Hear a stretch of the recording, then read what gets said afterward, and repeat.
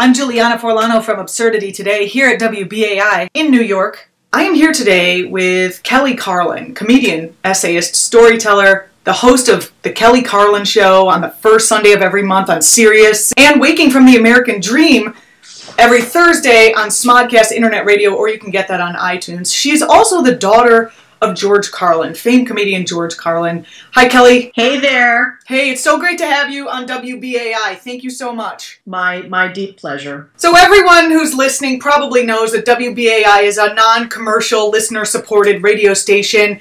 It's broadcasting at 99.5 FM in New York City, and we have launched an emergency campaign appeal to basically we need to raise $500,000 by the end of March to stop the possible shutdown of operations and lose the transmitter that we have on top of the Empire State Building. Wow. Yeah. BAI was already struggling with escalating rent costs and, like most nonprofits, dealing with a revenue decline after 2008. Then hit with Hurricane Sandy. We've been forced to move from our broadcast facilities in Lower Manhattan, and now we just basically need the money or we're going to be off the air. And I'm so glad you could be here with us today, Kelly, because as you know, and probably the listeners already know, in 1973, it was WBAI that broadcast your dad, George Carlin's infamous Filthy Words routine, uncensored. So naming all the dirty words in that routine over the air. Here's a clip of it. You know, what are these words that I'm talking about? They're just words that we've sort of decided not to use all the time. That's about the only thing you can really say about them for sure. That they're just some words, not many either, just a few, that we've decided, well, we won't use them all the time. Sometimes, well, hell yeah. Sometimes it's okay, but not all the time. And they're the only words that seem to have that restriction. I mean, there are a lot of words you can say whenever you want, you know. Pneumonia! Nobody gives you a lot of... All right, you can't yell it in the hospital a great deal, but what the hell? There are words that you can say, no problem. Topography! No one has ever gone to jail for screaming topography. But there are some words that you can go to jail for. There are some words that we just have decided we will not say all the time. Sometimes, okay, if you're running through the jungle chasing somebody that we're at war with, you can holler them. If you're shooting a criminal, it's okay. It's the all-American thing. Dirty crook. But if you're with the bishop's wife at lunch, it's better not to ask for the goddamn lettuce. You know what I mean? It's just like we've decided there'll be some words we won't say all the time. And I was just trying to find out which words they were, for sure. That's what's basically sparked off the whole FCC versus Pacifica court case that went all the way to the Supreme Court. Yes. They played the whole album. And I guess, as my dad used to say, there was a professional censor in the car with his, I don't know, I think he was like a 14 or 15-year-old son, and became officially offended by the material and went after WBAI. And WBAI had the cojones to take this all the way to the Supreme Court, and, you know, courageous thing back then. And the amazing thing is, you know, here we are 30, 40 years later, the obscenity thing still isn't settled by the Supreme Court. It's unfortunate that it's like 6, 7 dirty words that you can't say, yet Fox News can go online and spread obscenity night and day. Well, yeah, I mean, you know, that's the definition of insanity. I mean, of obscenity is, you know, I'll know it when I see it, you know, and it's a very subjective thing. I mean, certainly one of the things my father used to point out is that, you know, that violence isn't seen as obscene on television, and yet, you know, using words that describe ordinary human functions and behavior, you know, are. So it's, yeah, you know, it's still a crazy world. And of course, you know, we're lucky these days, and there's a lot of places where you can, you know, speak the English language fully and unencumbered. But yes, the internet, thank God. Yes, the internet and cable and all sorts of great places. But yeah, it's pretty crazy. That's funny. The definition of obscenity is just swearing over and over again and expecting different results. Is that? Maybe that is it. Yes, that is exactly possibly it, for sure. So you probably weren't alive when this was happening, or maybe you're surely very young. Oh, yeah. You have memories? No, I don't have any memories. My dad didn't talk about it. I was 10 years old in 1973. 15 when it got to the Supreme Court. I mean, I remember them talking about it a little bit, and it was I mean, Dad was proud of it. He didn't feel like he had anything to do with it. I mean, he just did his comedy, and then the radio station played his stuff. So he always felt a little awkward about talking about it. But I don't really have any real memories as a kid, but I do remember when I went to UCLA and I was there in my late 20s. I went back to school late, and I was in a communications law class.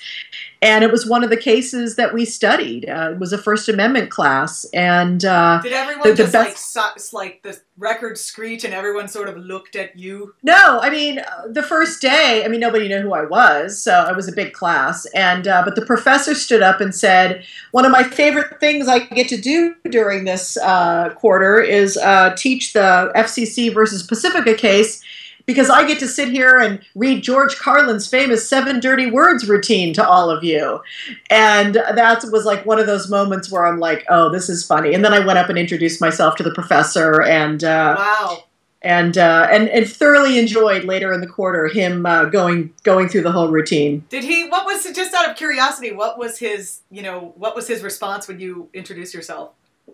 Oh, he was thrilled. He was blown away. I mean, he was very much a progressive lefty. He was, went to college with Clinton, so he was a real solid Democrat kind of a guy. So he was thrilled. He thought it was cool. He wanted to get my dad to come in and talk about the case, but my dad didn't like to do that because, like I said, my dad didn't feel like he really understood anything about the case. Of course, my dad didn't get that my professor just wanted him to come in and be my dad. He didn't want him to be like a legal scholar or anything. Right.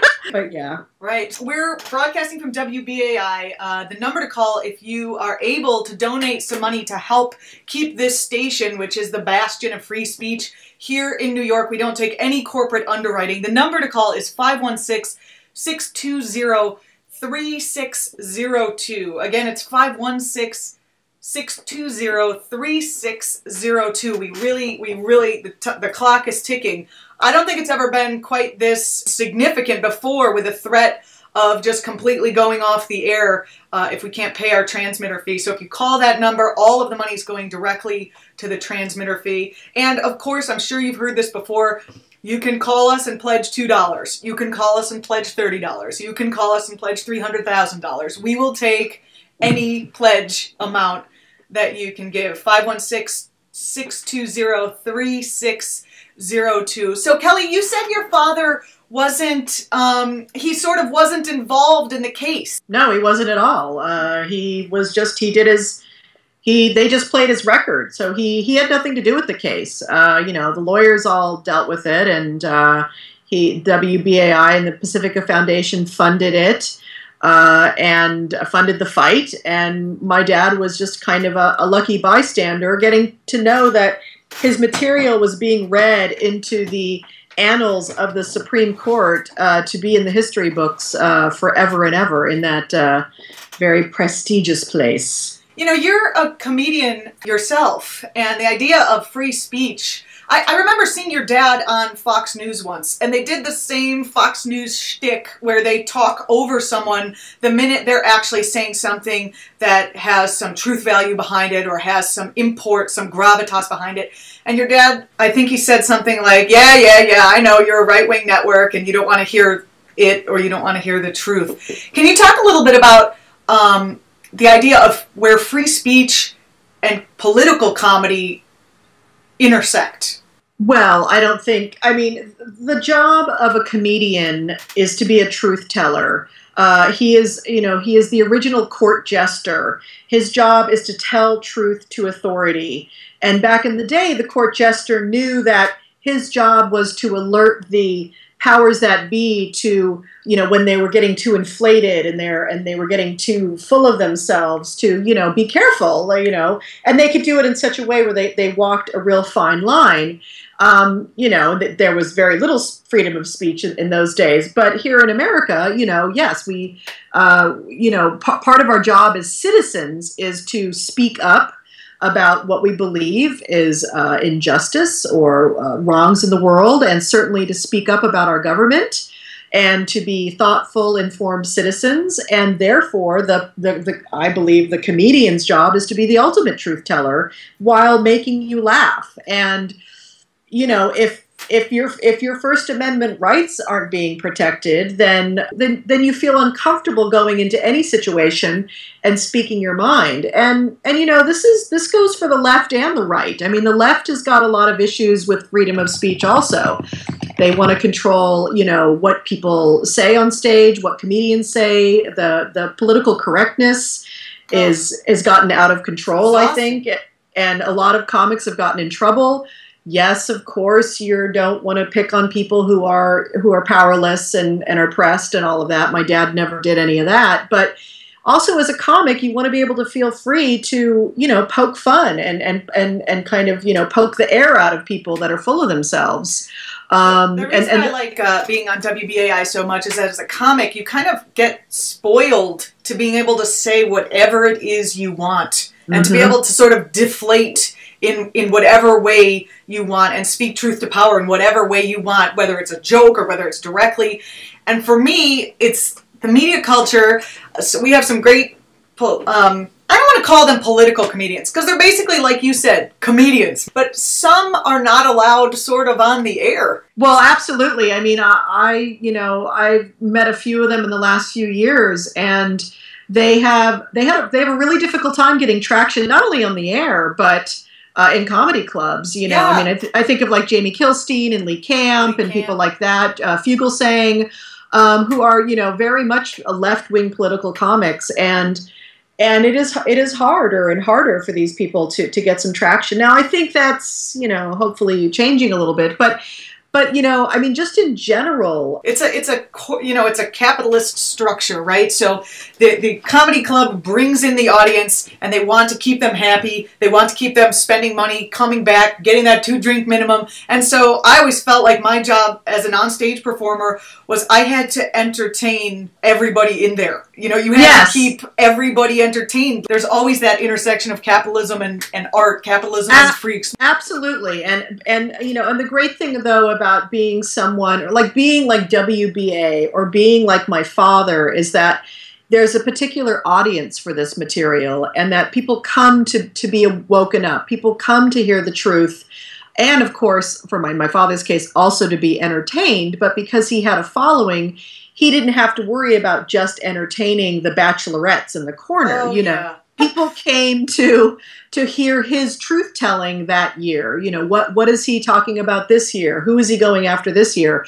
And I think that's the same with something like Pacifica and WBAI. You know, people come to this station to hear the truth, to hear things that they're not going to get anywhere else. Right, we're not really beholden on this channel to any corporate interest. Like I said before, we don't take any corporate underwriting. It's listener supported, and in that vein, we need some support. The number to call is 516-620-3602. Again, 516-620-3602. Help keep WBAI functioning and on the air. Again, if you missed the beginning of this segment, WBAI is in jeopardy of losing its signal in New York altogether. WBAI has been on the air since 1941 in one form or another.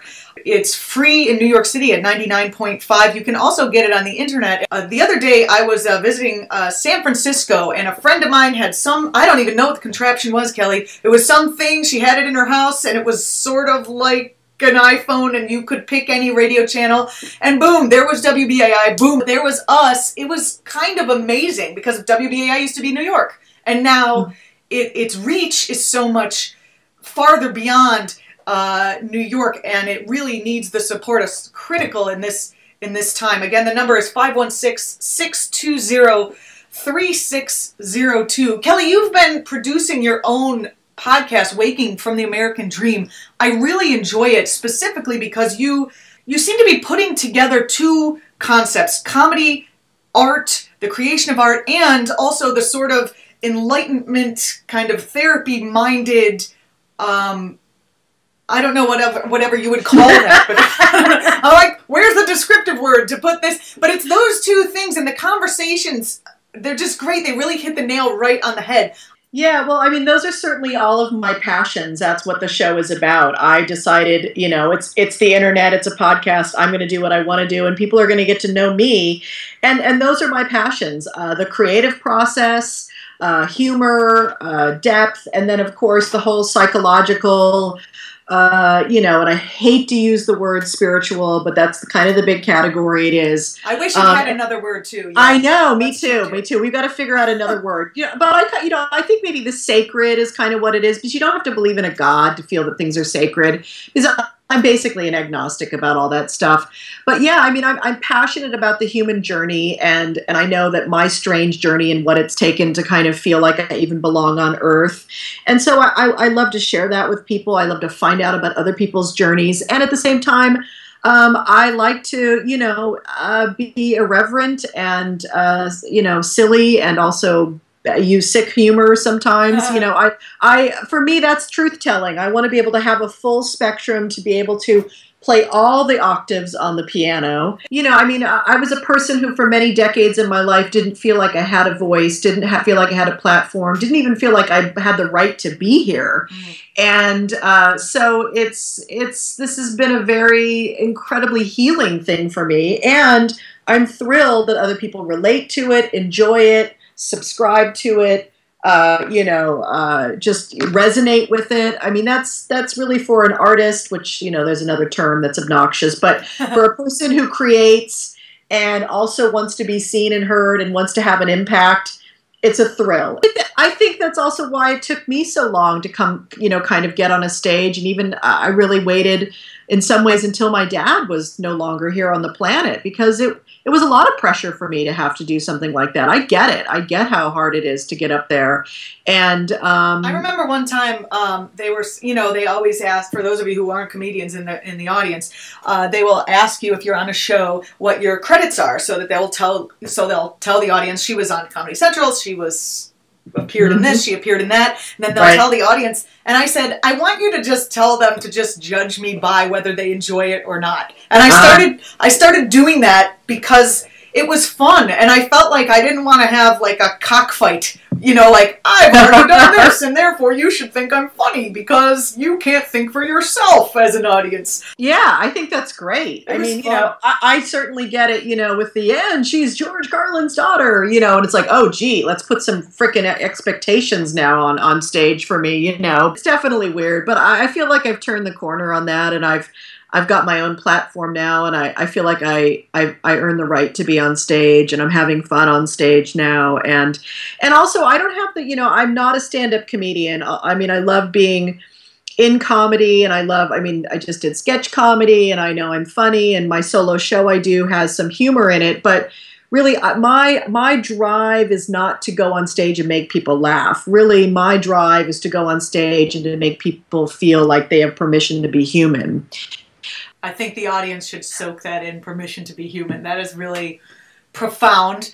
Again, the number if you want to support the station is 516-620-3602. Again, it's 516-620-3602 to call in and support the WBAI Transmitter Fund so that we can continue broadcasting in New York City, keep that transmitter going, come back from the damage done by Hurricane Sandy, and keep this kind of independent voices on the air for all to hear. Kelly, thank you so much for being with us. I heard before the show possible rumors that you might be coming to do your live show in New York, and if you are, do you think you would come back and maybe do an in-studio with us at WBAI? I would be honored. It would be my biggest pleasure to do that, of course. Thank you so much, Kelly.